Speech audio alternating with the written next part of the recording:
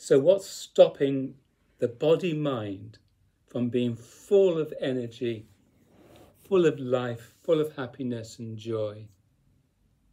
And what's stopping it from being intimate with all of its surroundings? And what's preventing it from being in relationship with our loved ones? And what's preventing it from being intelligent, full of understanding and intuition? What's stopping the body-mind? I'm not saying you or me, I'm saying the body-mind, because the body-mind is a vehicle. What's stopping it from being a true vehicle of expression? What's preventing the body-mind, the body and the mind, the complete organism? What's preventing it from functioning well, doing things well, cleaning well, washing well? What's preventing it from having a truly happy and quite simple lifestyle? What's stopping the body-mind from being sensible? What's preventing the body-mind from learning skills?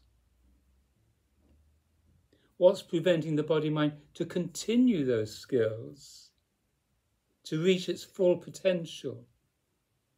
Yes, the body-mind will have limits, especially as it gets older.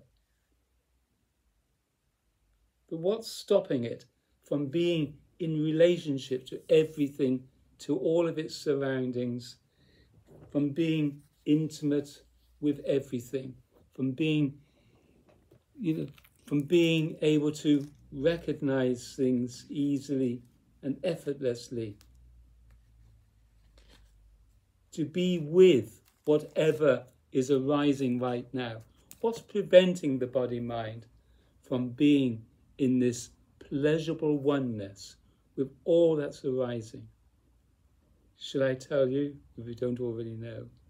So what's preventing the body-mind from living like an open hand is this activity of the self-contraction, constriction. You could say, what's preventing this leg from rising? These hands. What's preventing you from taking off my glasses? What's preventing you? These are obvious signs of prevention. We see them throughout our day. There's something preventing us from driving along that road easily and effortlessly. Roadworks, traffic lights, pedestrians. What's preventing us from driving fast along the motorway? Hold-ups. What's preventing me from going out and buying some beautiful champagne? Possibly a thought in the head, you see. We're preventing the body-mind from being so expansive, so positive, due to this self-contraction.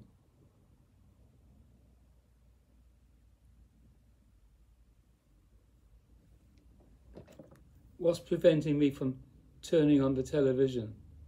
Well, a dud battery. It was the other day, a dud battery. Of course, there's many body-minds that have disabilities. Fair enough, those are limitations.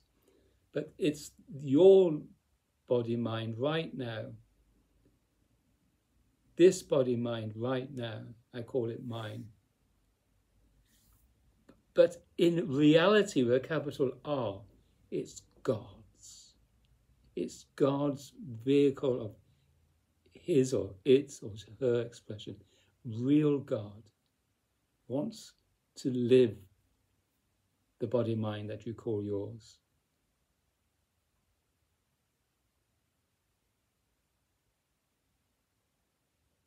A thought gets in the way. It's not self-consciousness that gets in the way. It's the self-contraction producing the self-consciousness. At the root of self-consciousness is this activity of the self-contraction. At the root of I can't care less is this. At the root of childish I need you. Mummy, mummy, mummy. God, God, I need you is this self-contraction. At the root, go away, I don't want to know you anymore. These are extremes. We can easily say, go away, I don't want you, or leave me alone, or... See, early on, we find strategies. Early on, we find things that we like to do on our own.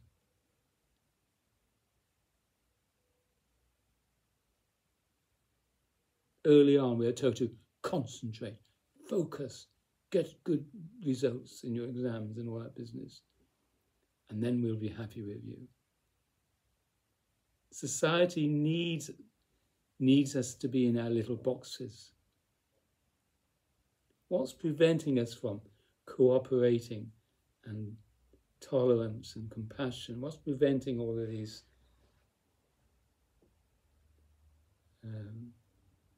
aspects of being truly human? The self-contraction. What's preventing the shirt from being smooth? A crease. How do we get rid of the creases? We iron it out. We iron the creases out. Well, that's what we're doing, making creases. Every external activity coming from here is a crease, if you like. We find ways to manipulate. We find ways to cope. We find ways to get on with life. All stemming from the self-contraction.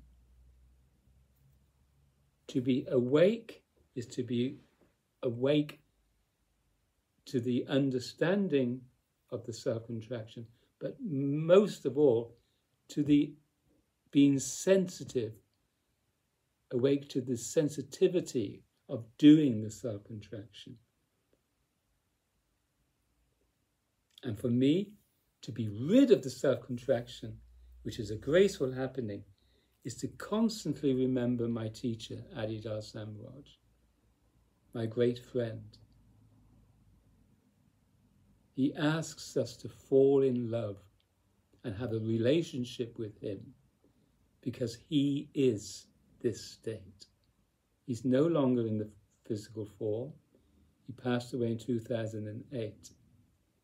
But the presence of the divine, which he was, or which his state was, this divine state, the open hand state, lived his body-mind full time, day in, day out, day in, day out.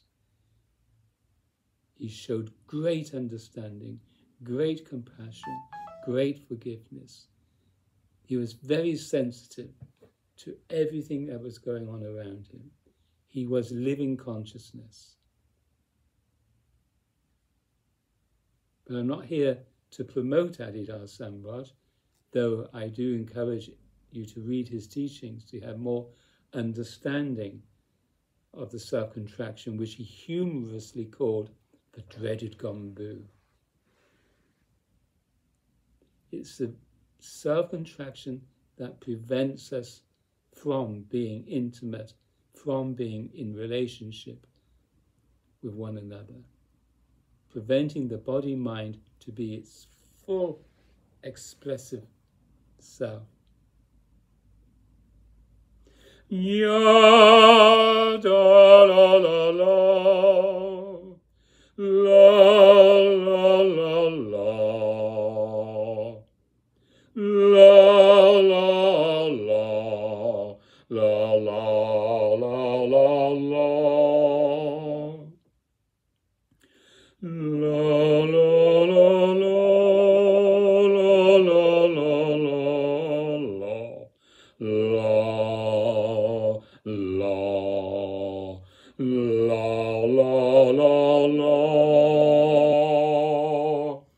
At times there was a niggling little thought going in my head, which almost prevented me from discontinuing. That's the self-contraction. It can be very blatantly obvious, but then it can be very subtle.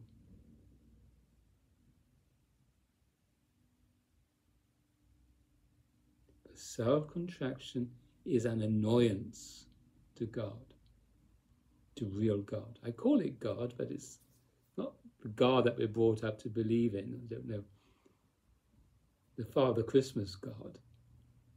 Don't you consider that to be so childish to believe in Father Christmas and therefore to believe in God, going to give all that you want?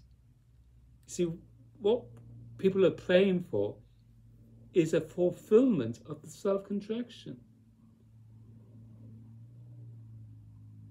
Please let me succeed in this venture from the self-contraction.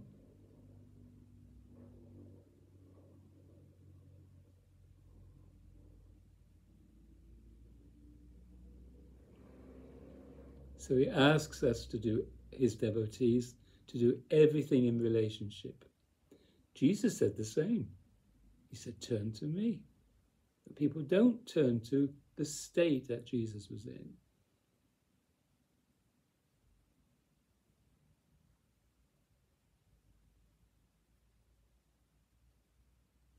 To transcend ourselves is in this relationship. We're sacrificing our ownership of the body-mind, if you like.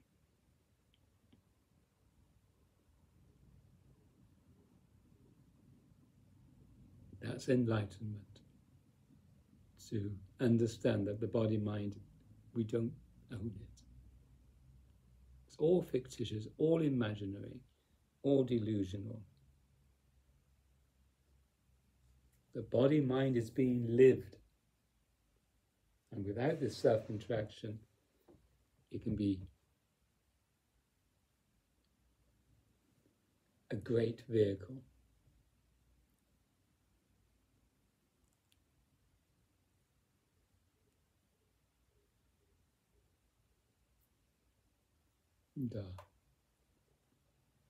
Thank you for listening.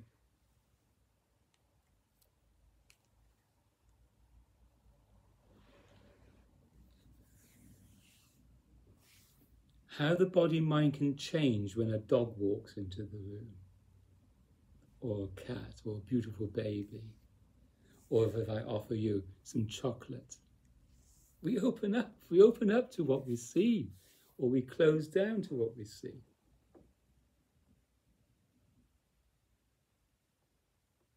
To remain open, to be open, open-eyed, is the only way to live. To be already happy, not adding self-contraction at all. And the body-mind, as I said, can be so expressive, including anger. Real anger is very expressive. It's not all lovey-dovey. It's a great force, a great power behind the chopping of the wood.